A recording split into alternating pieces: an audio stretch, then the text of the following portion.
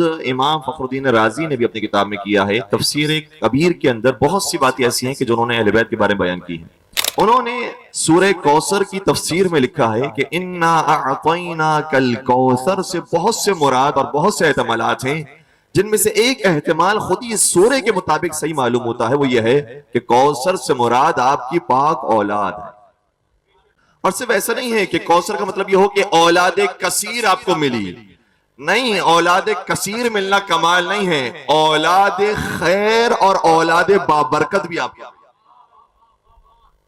یہی وجہ ہے کہ امام فخر الدین رازی نے لکھا کہ کوثر سے مراد صرف تعداد نہیں ہے، تعداد بھی دیکھی جائے تو دنیا جہاں کے اندر رضوی سادات بھی ہیں، نقوی سادات بھی ہیں، عابدی سادات بھی ہیں، حسنی سادات بھی ہیں، حسینی سادات بھی ہیں، لیکن کمال کی بات یہ ہے کہ سادات ایسے تھے، کہا کہ کل باقری والصادقی والکاظمی والرضا، کا ایسی اولاد ہے کہ جو اپنے زمانے کی سب سے بڑے عالم شخصیات۔ امام سجاد کے بیٹے صرف امام باقر نہیں تھے،